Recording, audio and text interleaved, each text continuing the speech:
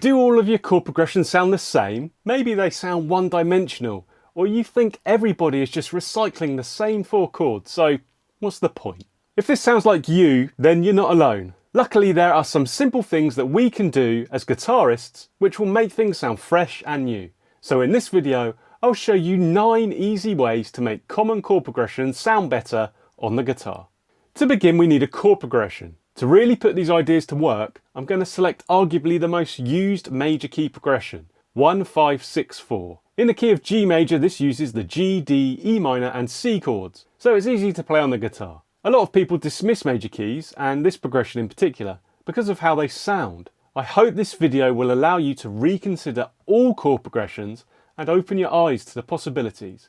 Everything here will be in standard tuning and can apply to both the electric and the acoustic guitar. First up, let's look at the straightforward open chord version of 1, 5, 6, 4 in G major. This uses some of the first chords every guitarist learns: G major, D major, E minor and C major. Played in open position, these chords use open strings and are easy for beginners. In this basic form, you could strum each chord for a bar, for 4 beats, in a steady down-up pattern. It will sound instantly familiar as a 4-chord loop used in many pop songs. Here's how that sounds.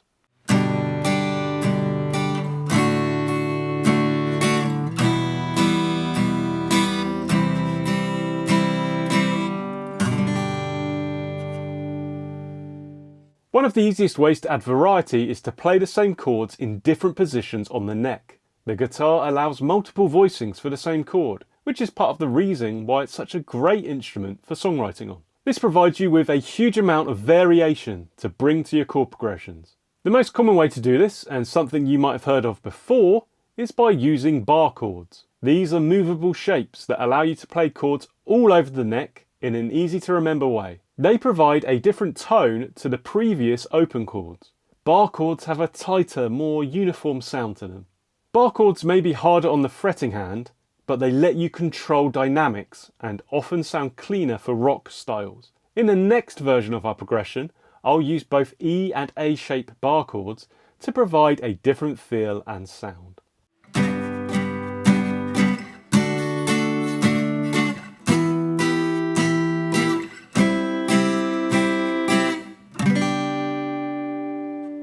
I know that bar chords can be a challenge, especially for newer guitarists, so the third way to play our progression will be a bit easier to finger.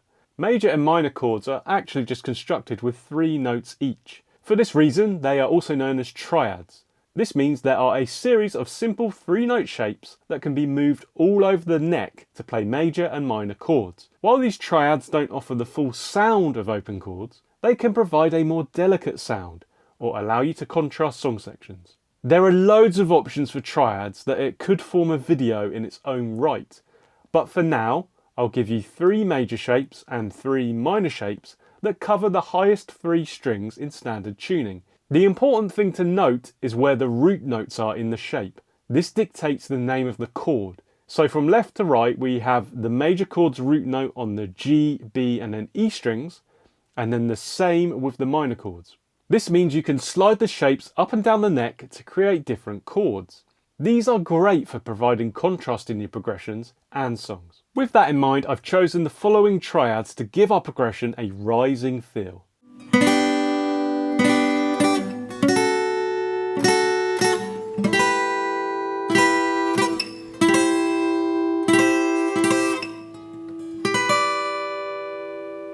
If you're trying to write a song on the guitar, it can be difficult to make your music sound original and exciting. That's exactly why I send a free weekly newsletter to thousands of guitarists, providing interesting ideas that you can use in your songs straight away.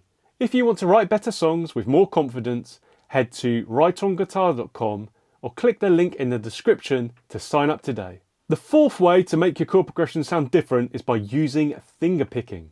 Switching from strumming to finger picking can dramatically change the vibe of a chord progression. Instead of hitting all the chord's notes at once, you break them into a sequence which adds rhythm and texture. This often involves playing bass notes with the thumb whilst using the other fingers to play higher notes in groups or individually. Whilst this is associated mostly with the acoustic guitar and genres such as folk, it is actually a great technique to try on electric guitar.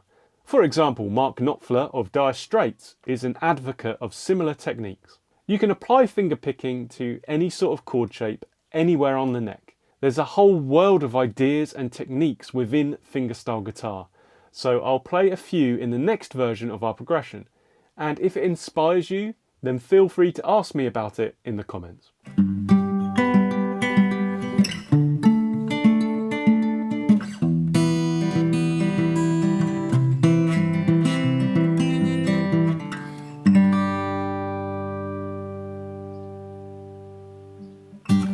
The fifth way to make chord progressions sound better is similar to the previous one. Rather than playing the chords as an entire block, we're going to break them down into individual notes. Chords played like this are called arpeggios. You can play them with your fingers or with a pick. You just play the chord notes in sequence, allowing them to ring into each other. This technique features widely across genres and on both acoustic and electric guitar. It can help you to contrast song sections without playing different chords. Usually it is associated with slower tempos, but don't let that limit you. Next up, I'll play the progression with simple open chords and arpeggios using a pick.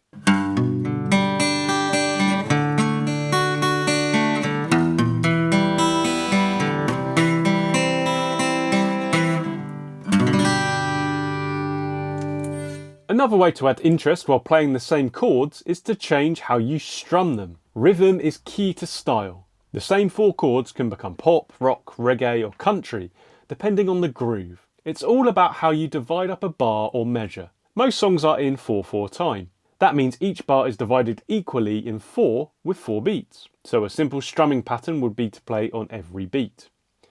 But this is quite boring. So what can we do?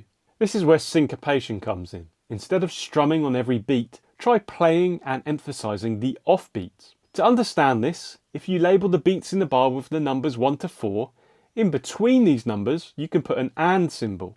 So this would be felt as 1 and 2 and 3 and 4. This gives you loads of new and interesting places to emphasize in your strumming. You can play rapid beats and off beats where you accent certain beats, or divide bars by strumming once at the beginning, letting it ring, and then have a flurry of strums at the end of the bar. Listen to songs that you enjoy and try and emulate the strumming patterns that you hear. In the next example, I'll cycle through our progression 3 times, once with 4 strums in a bar, then with a series of variations. This will give you an insight to the world of strumming patterns that are available to you.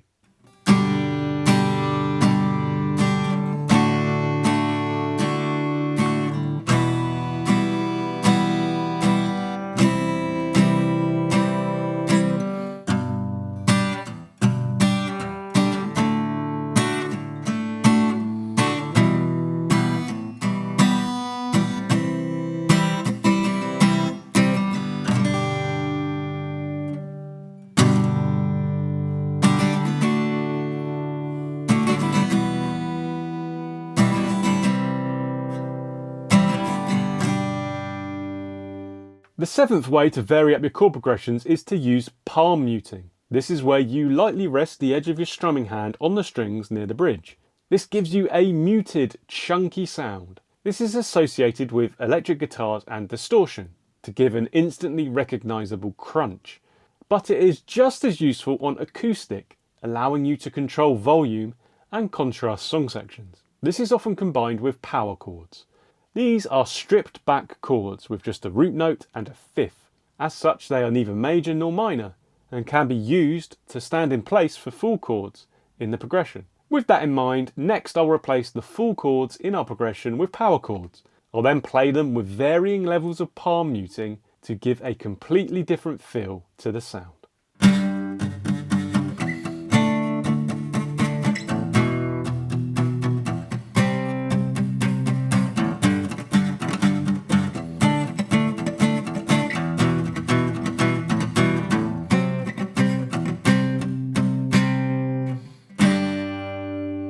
As we learnt earlier, major and minor chords are just a collection of 3 notes. Usually the lowest or bass note of the chord is the root note, which is the one which gives the chord its relevant letter. For example, the G major chord root note is G, but there is nothing to stop you from playing one of the other notes as the lowest note in the chord. Doing this creates chord inversions. Chord inversions are often written with a slash. For this reason, sometimes you'll see them called slash chords. So if we play the G major chord with the B note in the bass, then we can write it as G/B. This is also known as the first inversion chord. If we play D in the bass, it would be the second inversion.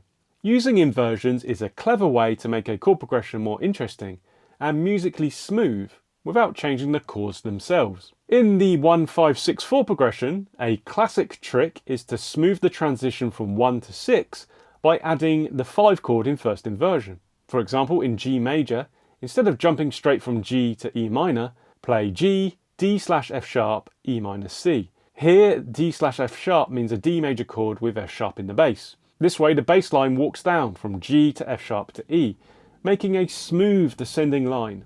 I'll play this in the next example. I'll use finger picking to accent the bass movements. Also note how I use my thumb to reach the F sharp in the inverted D chord.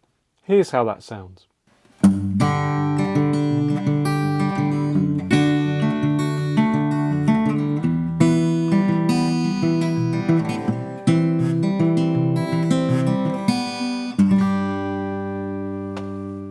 You can also make the standard chords more intriguing by adding or suspending certain notes, essentially decorating the chords. Songwriters do this to create hooks or emotional tension in a progression. Some of these are really easy to achieve on the guitar.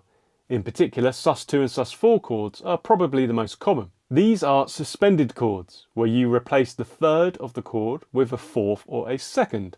You can hammer on or pull off between these sus notes and the regular chord to create movement. The tension and release of these quick movements allows you to create interest while staying on the same chord. You can also experiment with similar ideas with add-9 chords. This is essentially adding a higher second note to an existing triad. In the next example, I'll use some sus4 and add-9 chords to embellish our progression. Listen to how this transforms the feel of the music with simple hammer-ons.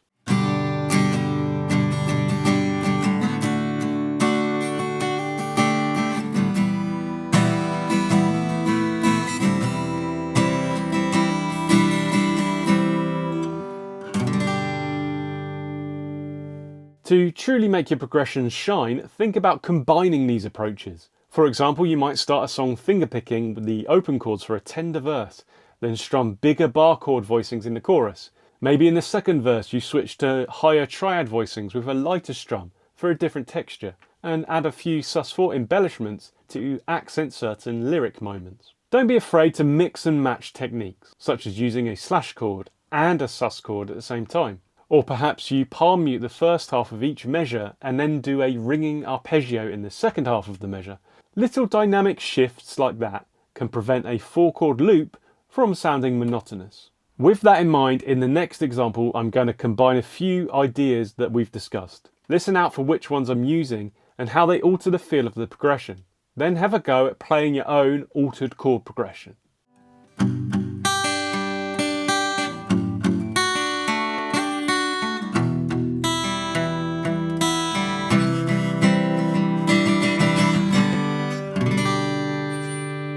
Using these techniques can transform basic chord progressions, but sometimes you need something a bit different that will stand out on its own. Watch the video on screen to learn about 6 chords that will instantly inject drama and emotion into your progressions.